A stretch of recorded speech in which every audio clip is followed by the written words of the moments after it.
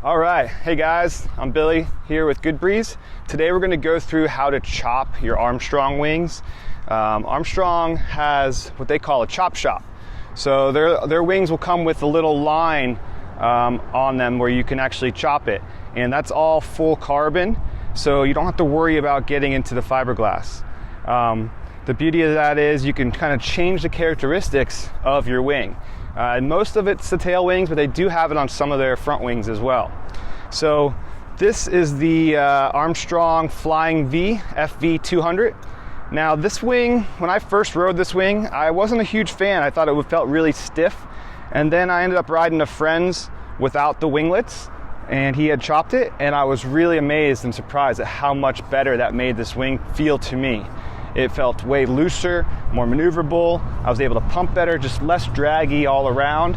And so I've decided to go ahead and do this for my personal wing. And so we're just gonna chop it off here. You could do this with any of the tail wings. The procedure is pretty much the same. There's many ways to do this. You could do it with hand tools, power tools, different types of stuff. I'm gonna try 2 different types of tools today because I'm honestly not sure which I think will work better, especially with this wing. This is probably one of the harder ones because it's kind of like a 45-degree angle here instead of just a straight wing at the end. So getting into that corner and cutting it at that line right there might be a little trickier. I went ahead and taped off just to give myself a straight line on both sides. And just kind of like when you cut tile or something, you always want to have tape to help prevent splintering. It's probably not absolutely necessary, but just something I went ahead and did. So the tools I brought out today, got my skill saw, I got an angle grinder. I'm gonna try one with each side, see what works better. I'm not too sure which one will work better. I got my coffee, that's motivation, very important. I got some clamps. I'm gonna clamp down the wing to the table so that it doesn't go anywhere. Got a couple different types, see what works best. I got some sandpaper, different grits, some water to wet sand at the very end. I got a file just in case I get some rough edges. And I got a wet paper towel just to kind of clean things off. So let's go ahead and clamp this thing down and see how we're gonna do this. So, let's see, I'm gonna clamp it to the table so it doesn't move. Probably gonna use this cover so I don't scratch up the wing too bad. Let's see, I think I'm gonna actually do it like this.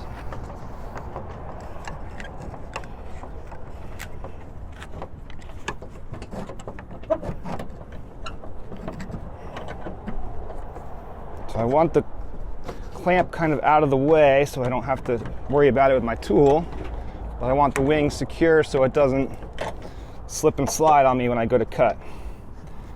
All right, let's see if that gives me. I'll start with the skill saw, see if that should work. I can get a straight cut, not hitting the table, not hitting the clamp, not hitting anything. Got some glasses on, protect myself. If you're inside or something, you might want to wear a mask. Make sure you don't get any carbon fumes, especially when you're sanding or something. Make sure we're good, everything's clear. So I'm gonna go ahead and just kind of cut. I'm actually gonna flip it over now that I'm looking at it. If I look at it this way, if I go to hit this, I'm gonna hit that winglet, and I'm not gonna be able to get a straight cut. So I'm actually gonna undo this, flip it around, upside down. I think that'll be a better system.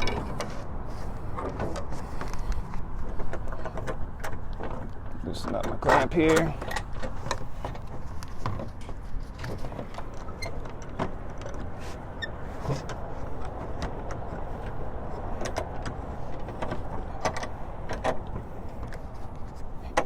Don't want to snug it too tight, but I don't want it to slip either. Get it in the right spot.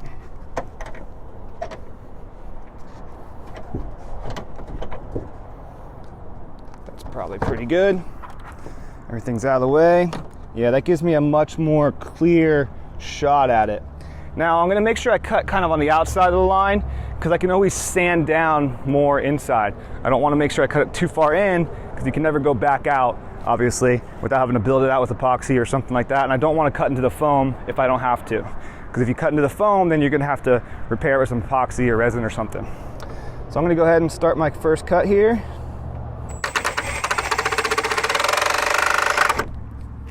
Uh-oh, battery died on this one.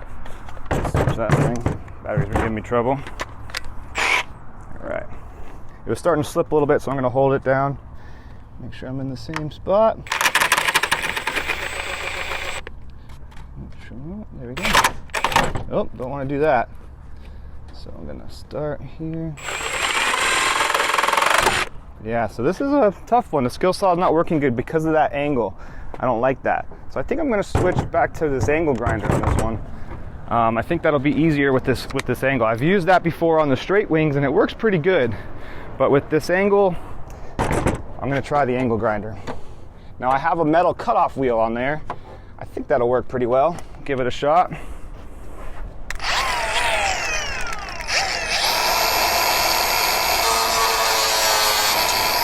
Boom, that's real easy. So I think that's the ticket for these angled ones. You know, my cut's not super straight. Actually, that skill saw kind of messed up that corner. So, you know, don't make that mistake, but that's okay. I'm just gonna sand it nice and smooth and it'll be all right. So let's flip it around and do the other side now that we got the better system with the angle grinder. And that pulled it right off.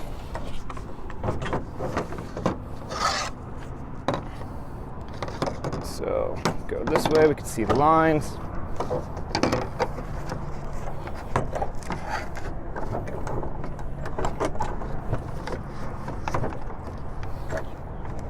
Get my cover out of the way.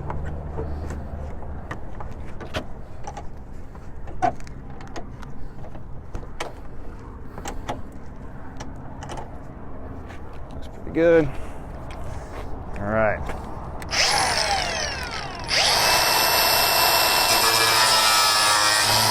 Boom, that's way easier. So that was the way to do it. Angle grinder, it's a metal cutoff wheel, works really well. So let's take off this tape, see how we did, and then we're gonna sand it down.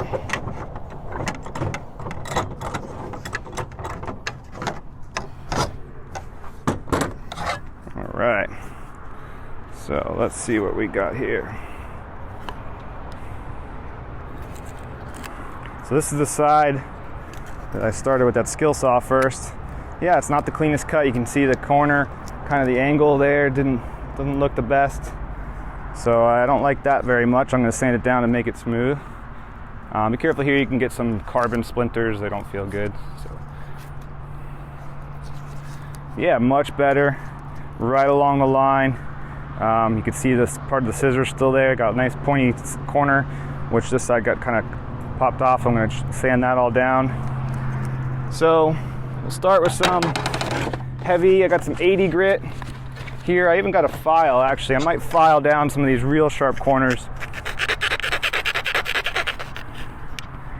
It sands down real easy. Just kind of sand out some of the really sharp stuff. Get that started. And I'll take some 80 grit. Put on a piece of wood, we'll block. Oops, I got two pieces.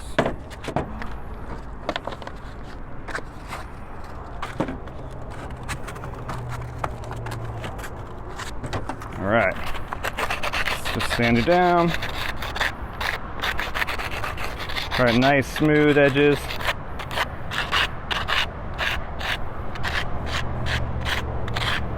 So I'm going to try to make it fairly symmetric.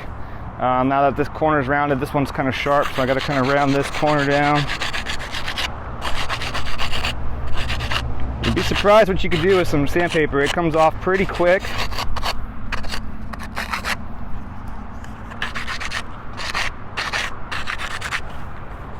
So now that I'm looking at it, this side's fairly flat. This one's still got the little curvature to it. So I think I'm going to cut this side down a little more to make it nice and symmetric. Actually, let's see. Maybe I could just do that with the sandpaper so I don't have to cut it anymore.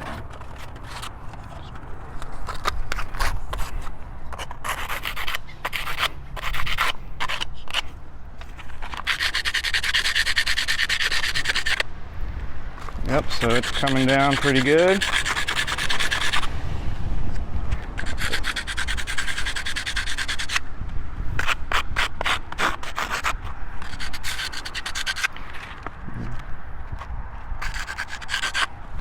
All right, it's looking a lot flatter.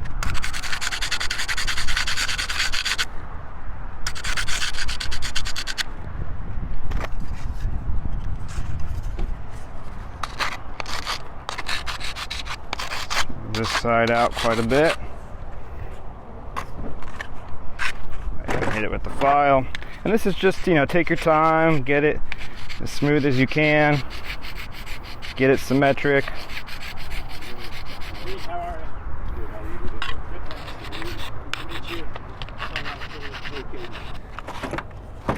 All right, so I've been sanding this with the 80 grit here, getting it nice and shaped the way I want it, pretty symmetric. And then I'm gonna finalize it with some finer stuff and go from there. I'm still seeing like the shape I want it to be, but it looks pretty close. So now I'm gonna move to the 120, give it a quick sand with that, and then I'll go to this finer wet dry with that 320. This is the 220 here.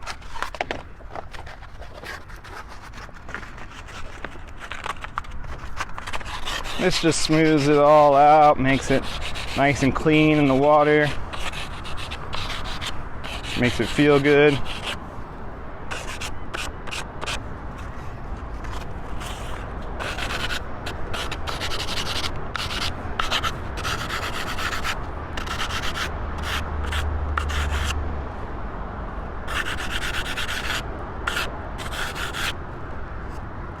All right, and now I'm going to do some 320. This is wet or dry. I like to do it wet. Put a little water on it. Sand it down. And this will just kind of make it nice and smooth. Give it its final texture.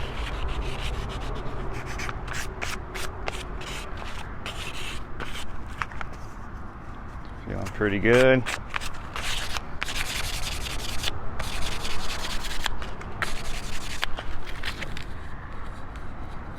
Nice.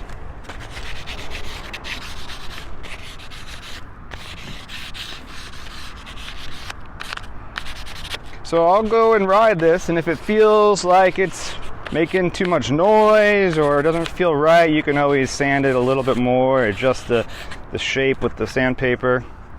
But that side came out really good. I think that's the side I did with the angle grinder right away. They both came out pretty good. Yeah, I think we're good. So final products, your chopped Flying V tail by Armstrong. This is a really fun tail, especially when it's chopped. It feels real loose and playful, and kind of throw the tail out.